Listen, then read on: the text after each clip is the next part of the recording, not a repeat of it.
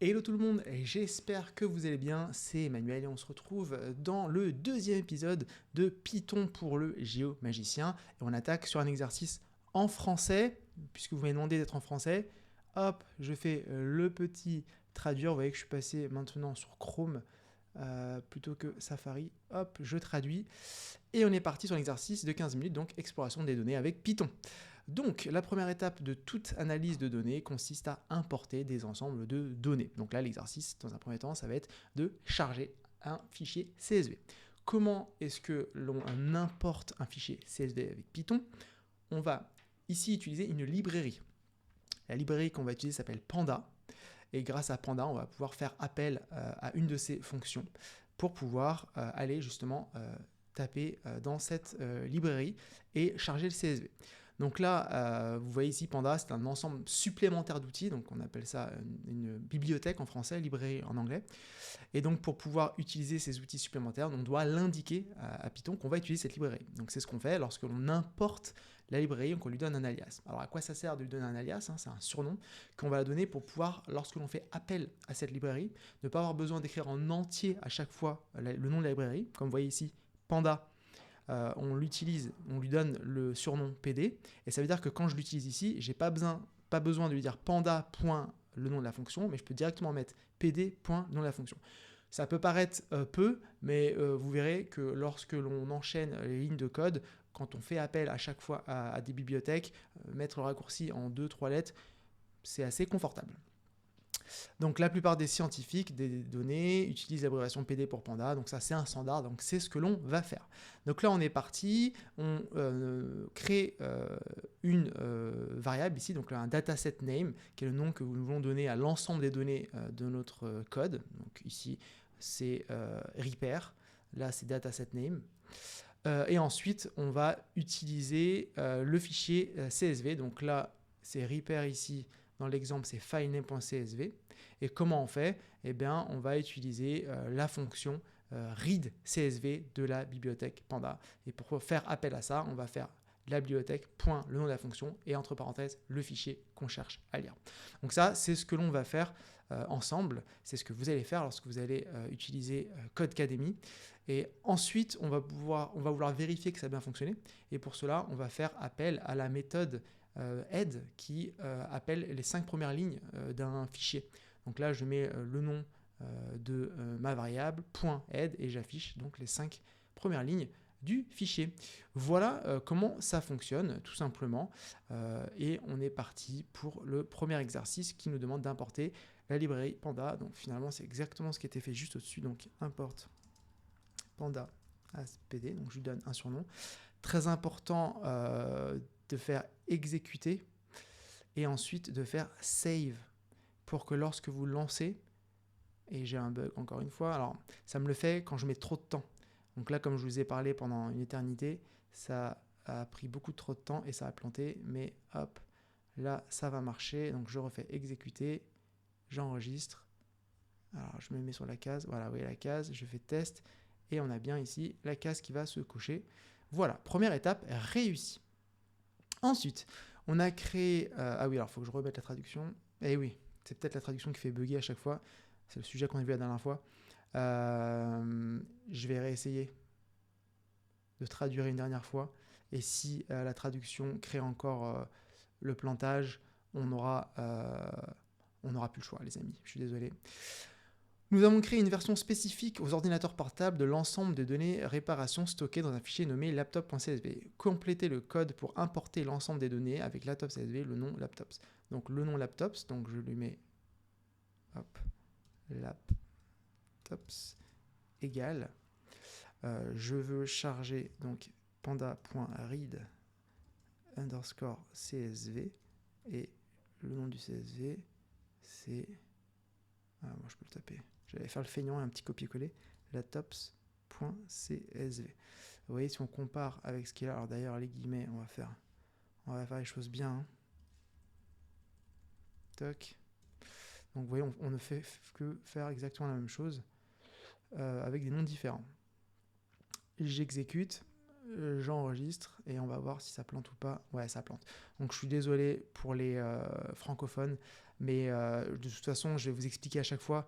Donc si vous n'arrivez pas à lire l'anglais, c'est pas grave, vous inquiétez pas. Alors du coup, il faut que je remette. Donc c'était, on l'avait appelé laptops. Ouais, laptop égale panda.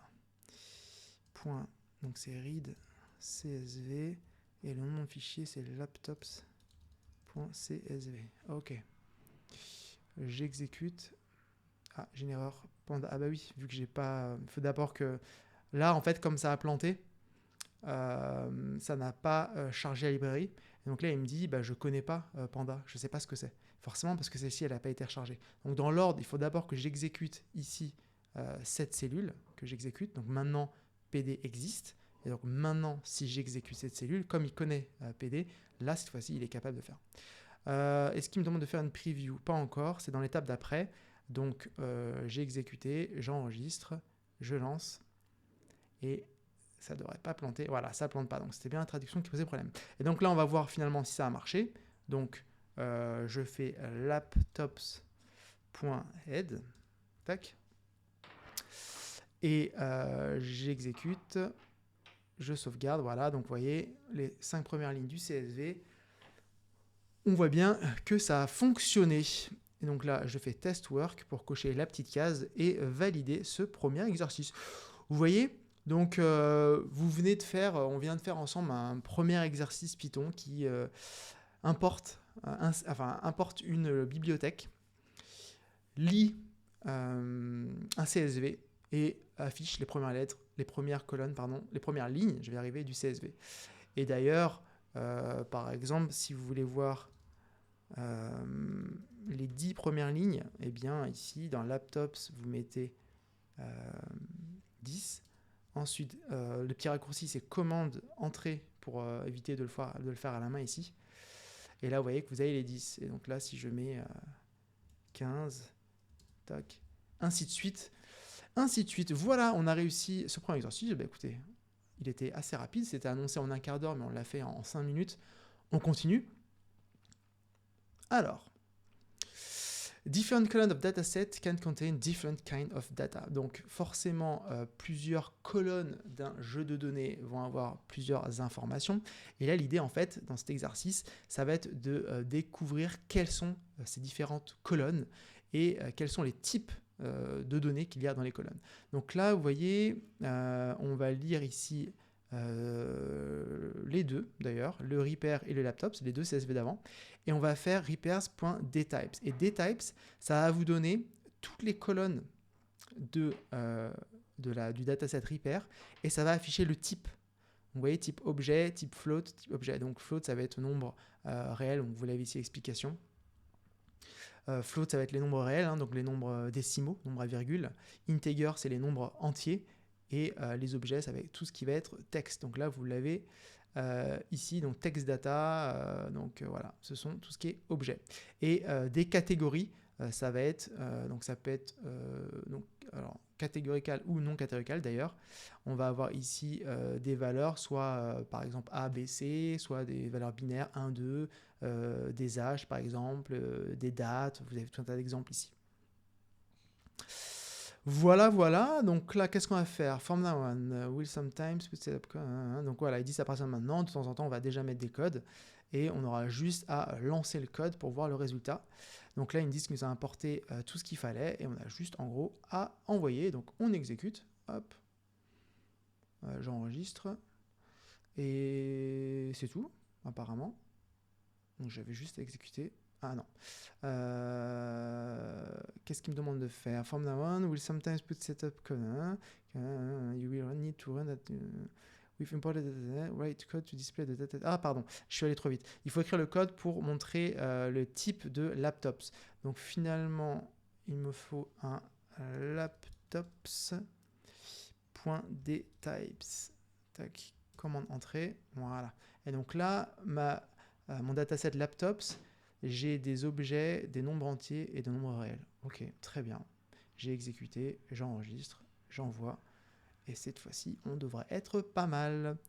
Voilà pour cet exercice. Décidément, on avance plutôt bien.